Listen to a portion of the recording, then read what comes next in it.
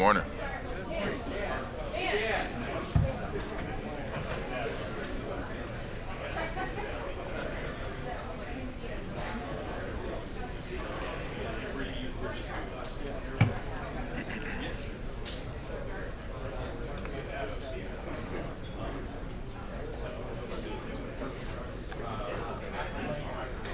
With our players coming in, please take a seat within the round tables and we walk through the on the right side.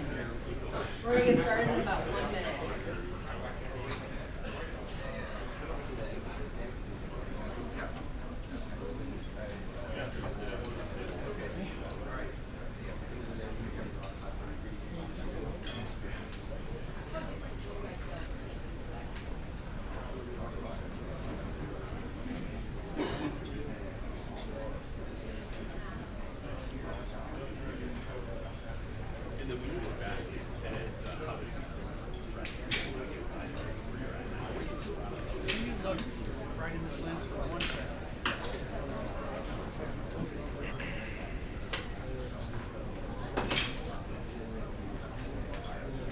We're going to go ahead and get started. Welcome to Oregon's Media Day at the College Football Playoff quarterfinal at the Rose Bowl game presented by Prudential.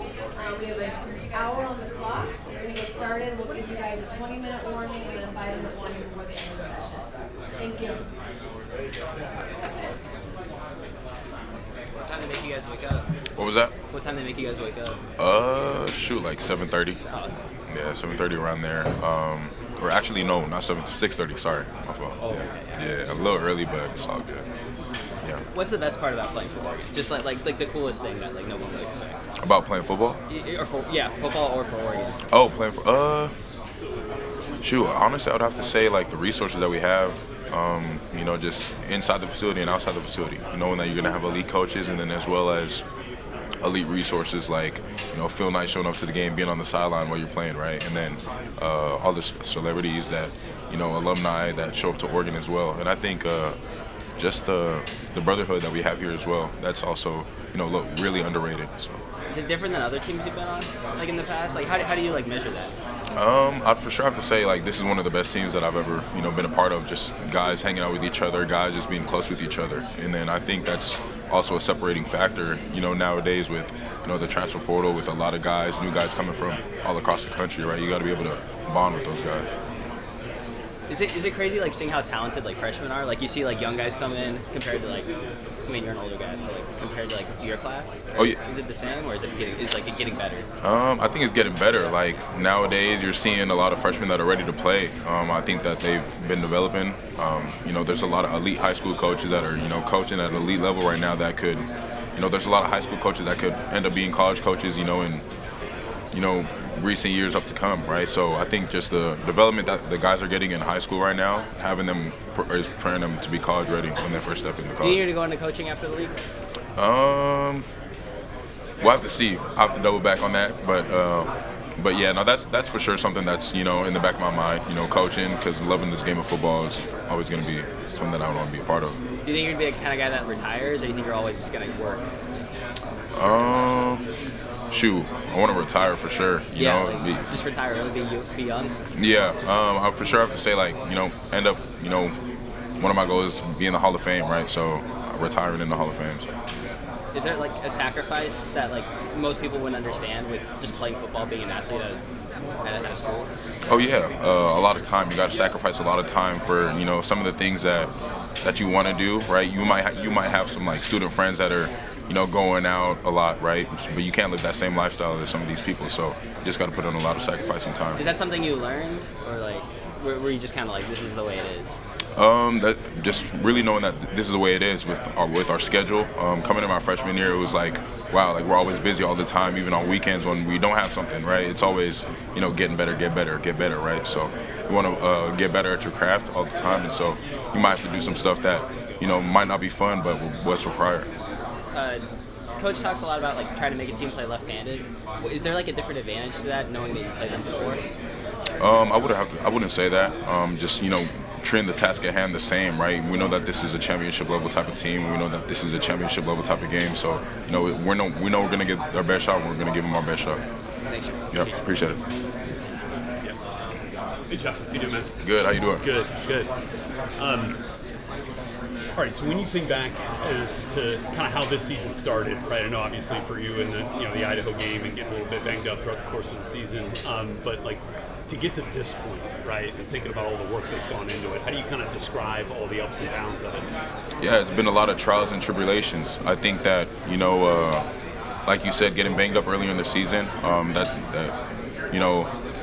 attacked my mindset, on my resiliency of just getting back from injury, keeping my spirits up with my teammates, knowing that they look at me as a leader and as a guy on defense especially, right? So I think that shows a lot about my resiliency, just keeping consistent, keeping the same mindset, even though when I started to get back in my groove again, feeling like myself again, right? Feeling 100%. Just showing them that nothing ever died down and nothing ever fell off the table, right? So I think that shows a lot about just my character as well. How do you describe yourself as a leader? What did you try to do as a leader this season, even when you weren't 100%? Oh yeah, very vocal, especially on the field. If you're attending one of our practices, I'm always talking and communicating, right? And you can see it in my game as well. Always talking and communicating, no matter what.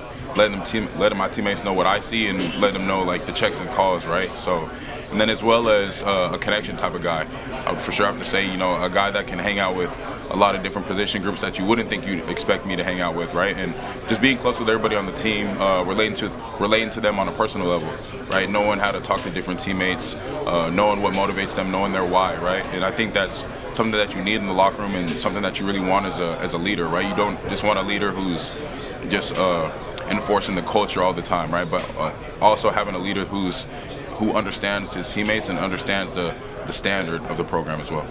Connection is one of those DNA traits, right, that you guys talk about a ton. And I know that starts at the top with how Coach Lanning talks about it to you guys, but listening to the way you and your teammates talk about it, it filters right throughout the roster.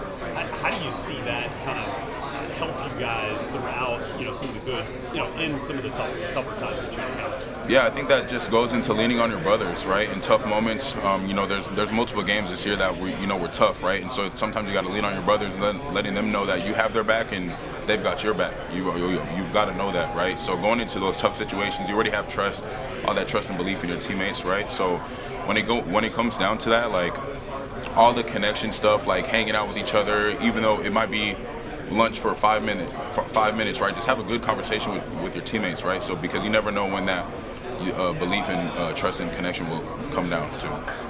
It feels from the outside to us that this feels like a national championship caliber matchup, like a heavyweight fight. Does it feel that way to you guys? Yeah, for sure. Yeah, especially playing them the first time. We know that we got their best shot last time, right? And I know that they're even more fired up to come play in this game, right? Especially in the Rose Bowl. We know that it's a one-game season, and then we're gonna get everybody's best, right? And so, with seeing these guys again, it's a blessing to see these guys again. And then, Jeff, what excites you about what you guys could do better, in this matchup, based off what you saw and what you guys have talked about from the first time? Yeah, defensively, I think there was just some mess-ups that we had from last game, but, we were able to, correct it on the sideline during the time. And, that may be from, just little things, right? Having our eyes in the right place or, coverage adjustments, right? So looking back at the self-scout, we know that we attacked it heavily throughout the bye week and the work week, I should say, right? And then as well as having this break before this game as well, attacking that at a high level and knowing that we got to take the ball away more, right? So yeah, that was something that we looked at heavily. Jeff, thank you. Appreciate it.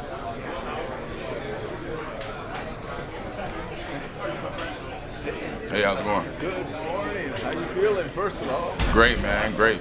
How's the enthusiasm? And I'm going to say this. When you step out onto the field come Rose Bowl day, January 1, what will your adrenaline feel like and the enthusiasm stepping out onto the field? I think it'll be through the roof. Like, I can't even... Man, like I'm getting fired up right now just thinking about it, right? So I think it'll be through the roof, man. Just taking it all in, pre-game, just realizing how blessed we are to be in this moment, how blessed we are to see this team again, right? So I think it's something that I can't even describe in words, right? It's something that you just gotta be there and feel it, right? Just taking everything in.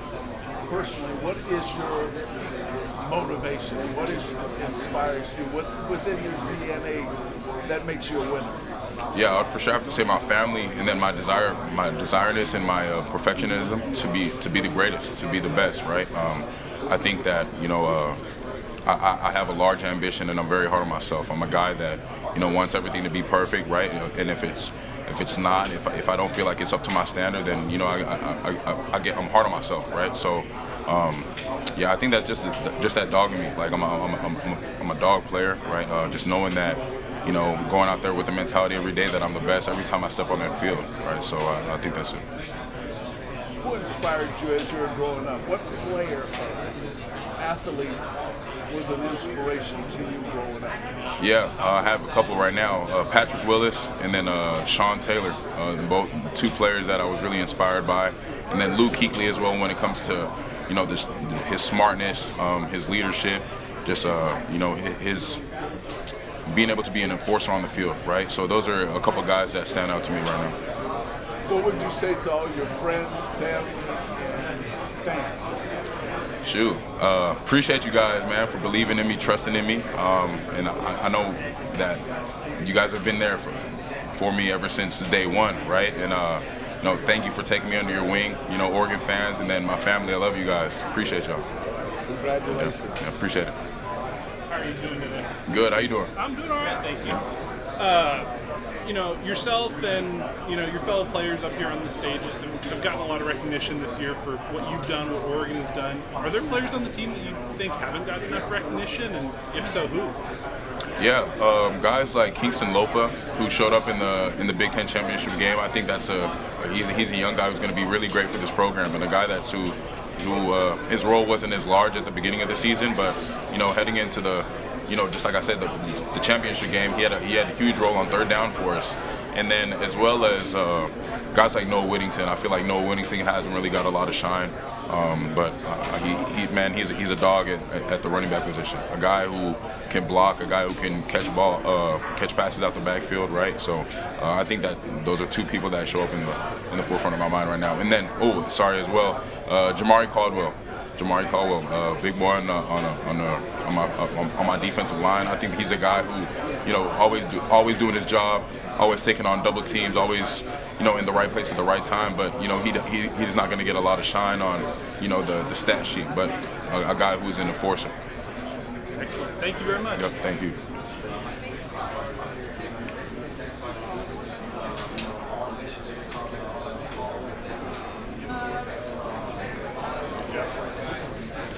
ESPN Radio. Hey, nice to meet you. How are you? Good. Field analyst. My fat ass will be down there with you. What was that? I'm the field analyst for ESPN Radio, so you'll see my fat ass down there with you. All right.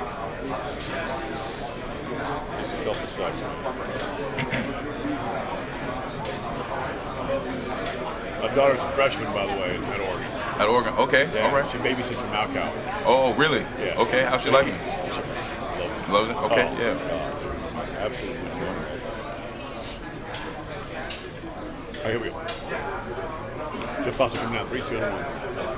Jeff, rematch, Ohio State, Oregon. Here we go again. What feels different, besides it being a college football playoff game? What feels a little bit different about this one? Just knowing that we played these guys once, and just having the blessing and the opportunity to play them again, right? All the emotion and all the fire leading up to the previous game, we know that it's a one-game season now, so it's even more amped up this time, right? So, what was the downtime like? Because there's that age-old discussion: rest versus rust. Your head coach, man, he's different. There ain't no doubt about it when it comes to Dan Lanning. How did you guys make sure there's no rust that came in with the rest? Yeah, just attacking everything every day. Just knowing that we had to go back and look at the self-scout of what we did.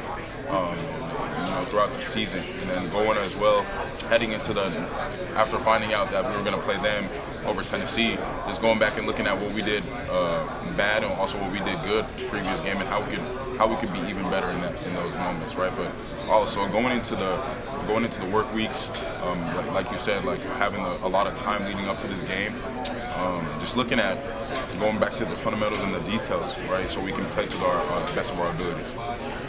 Getting the ball, when you look at Will Howard, that two-headed monster at running back, that freak wearing 4, I think they spawned in a lab in Jeremiah Smith. What jumps out to you when you watch Ohio State's offense? Yeah, an offense. I'm with you, man. Sorry, excuse me. You're good. Yeah, an offense that can fire on all cylinders, can run the ball, and could also pass the ball as well. Take your time. We're taking it. You're good. Some water? Oh yeah, excuse me.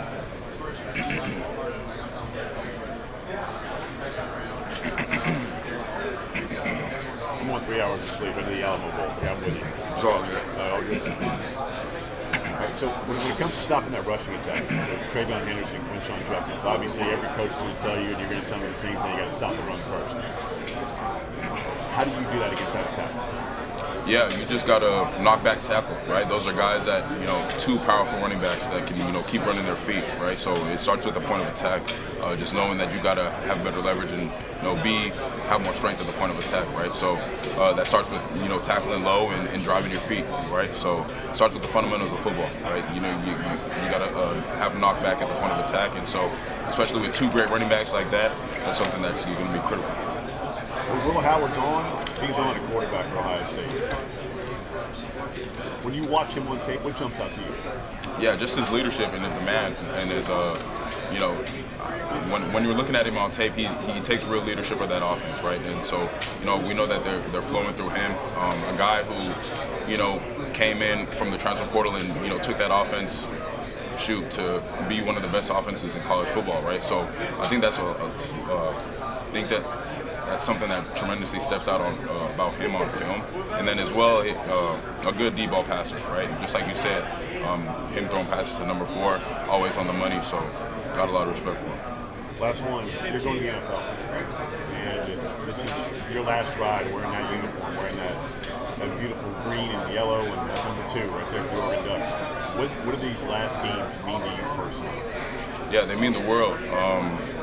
It means everything to me. A guy who wasn't heavily recruited in high school, a guy who came to Oregon, became one of the key contributors on defense, a leader for this team, right? I know that I'm going to be giving them my all for these last couple of games, right? I know that everything, just sacrificing everything to the maximum right now, right? Just putting everything aside for these last couple of weeks, just like I have this whole season, right? So just knowing that it's all money in, it's all money in right now. Good luck to you, man. Come away healthy. Appreciate it. Nice to meet you, bro. Yeah, nice to meet you. How you doing, Jeffrey? Anthony DeLeon, LA Times. Just to start off, obviously the second matchup with Ohio State. The first one, your coach strategically, did the 12th man flag to give you guys an advantage. What was your thoughts running through your mind in that instance? Were you aware of it? Were you aware of what he was doing? At that time. Yeah, I was aware of it. Aware of it, but just focus on my job at hand, right? Really wasn't focused on too much about the 12th man or everybody else being on the field, right? But also wanted to make sure my guys were in the right call at the time and making sure in a critical situation that we were going to execute. So yeah, just worried about my job and just making sure everybody was on the same page at the same time. Your coach at that time, just being strategically aware of that situation and making a smart move. Yeah, we always like to go over, situational football, in team meetings and, in the off season as well. So we spend a lot of time on, we spend a lot of time working on, those situations. So, that was a great situation that showed up for us and, that everybody else got to see. A lot of people after that game, praised your coach for that decision, being the master strategist. On the flip side, a few others question the ethics of the call, received a little bit of criticism, just in terms of sportsmanship. What are your overall thoughts on that? Your coach being that coming into question. Yeah, really not too negative thoughts on that. I mean, not to really focus on the outside and external factors and of the opinions of others, right? So, like I said previously, just situations that we always work on and that we always talk about, and we like to be the smartest team and the most educated football team, right? So I think that showed up for us. Mm-hmm. Now, obviously, you guys have preached taking it one game at a time, which every team does, but you guys have come this far being undefeated. You have only a few more games to go. Has there been any discussions just within the team or just in general of we're this close to our ultimate goal and we need to move forward, but also just is there an added pressure to that? No, there's really no pressure.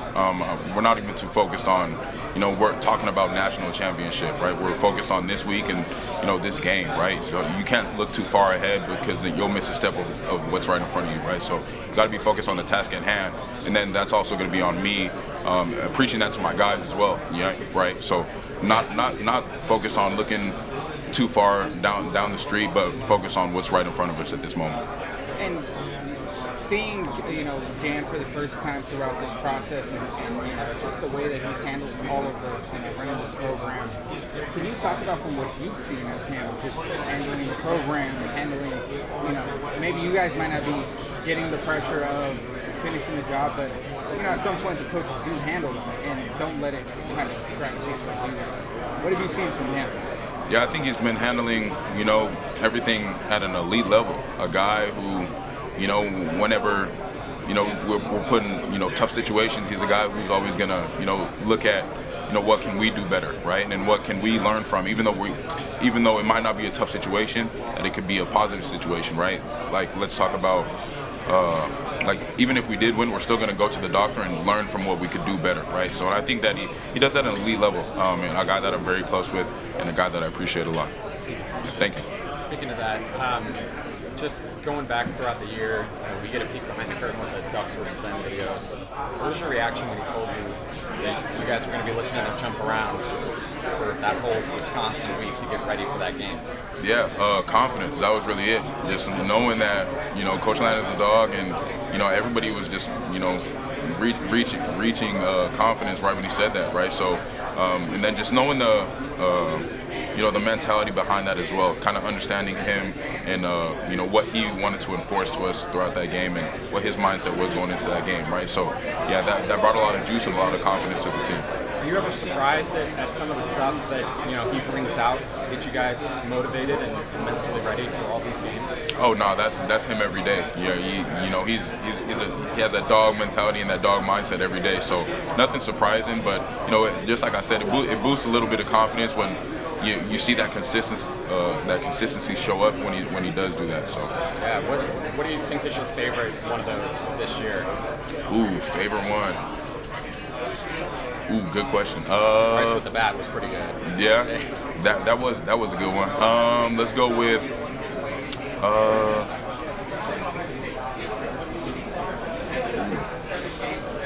Surprised you're not saying Gladiator. See, I had said that in a previous interview, so I'm trying to switch it up right now. Trying to switch it up right consistent. now. Yeah, that's right. Let's go with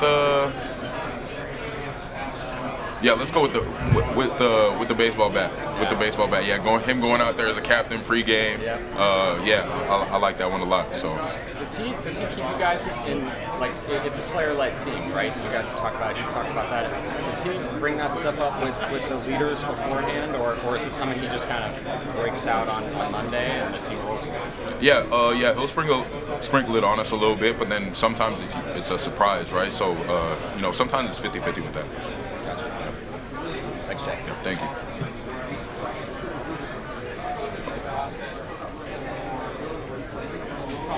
What makes Jeremiah Smith such a tough dude to defend? Yeah, a guy who, a very large catch radius, and a guy who can, win on intermediate routes, short routes, screen passes, and then a guy who can, as we all know, can win on the deep ball as well. So yeah, very great player. Got a lot of respect for him. Especially as a freshman, right? A guy who, came into that, Ohio State receiver room and, has been doing great things for him. So, What maybe did you guys learn from that first game, basically?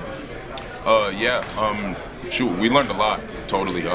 So many things off the top of my head, just racing through my mind right now. But a lot of things just coming down to situational awareness, as well as, special teams helped us tremendously in that game. And then defensively, we had a lot of explosive passes from that game and a couple explosive runs. So those are some things that we're looking forward to. I meant regarding him. I guess about Smith. What did you learn about? Trying to bottle him up. Oh, okay. My bad. Oh yeah, all good.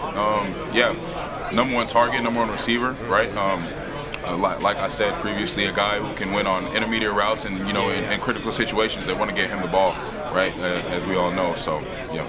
What? Take me to next season, the next crop of Ducks.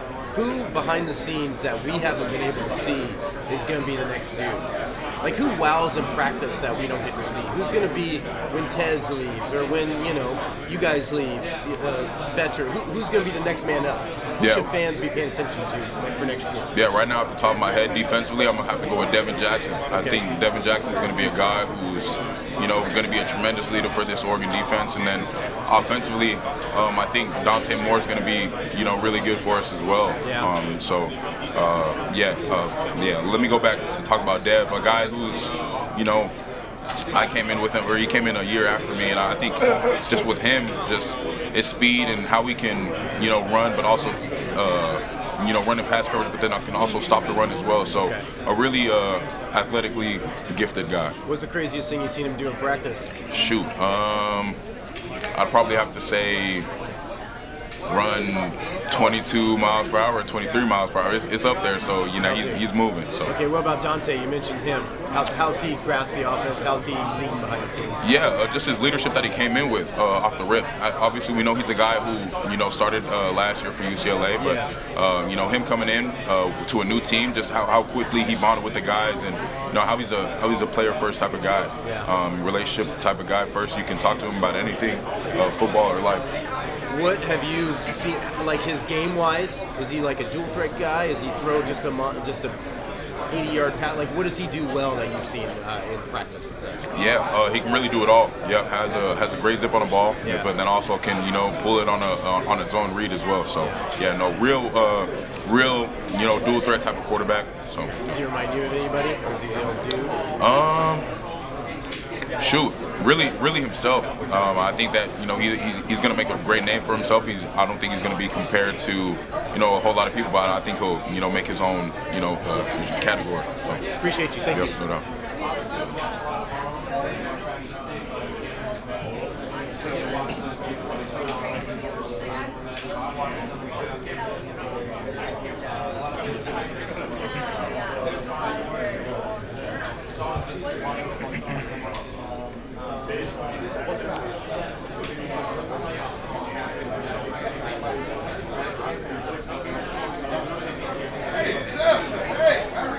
What's up, dog?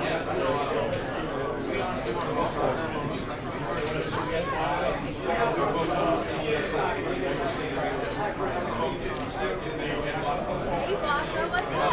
What's going on? How are you? I'm good. How are you? I'm great. Have you been enjoying being in LA? Yeah, I have. Yeah, it's been great so far, especially the weather. So very different than Eugene, Oregon, but I've been loving it so far. And when you look at this Ohio State team, based on what they were like in October to now, what do you see as the biggest difference? Yeah, I would have to say a team that is firing on all cylinders right now. A team who sorry, excuse me, but a team that's been doing great on defense, but then great on offense as well. So I think they're on fire right now. Obviously, they've had some shuffling on the offensive line since you guys played them in October. How has that changed them?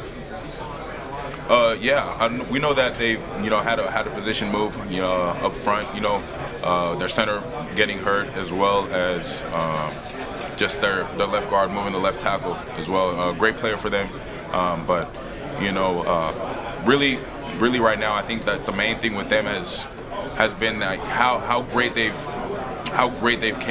molded that O-line together. Just like you said, with having guys go down, they've still been functioning really well at the O-line position as well. So. I know you guys have so much more other things on your mind, but when you see the uniforms get released yesterday, and I know you've been a part of the uniform committee, and to have it be an ode to Rose Bowl's past, how cool is that for you, especially for somebody who's been at Oregon for so many years?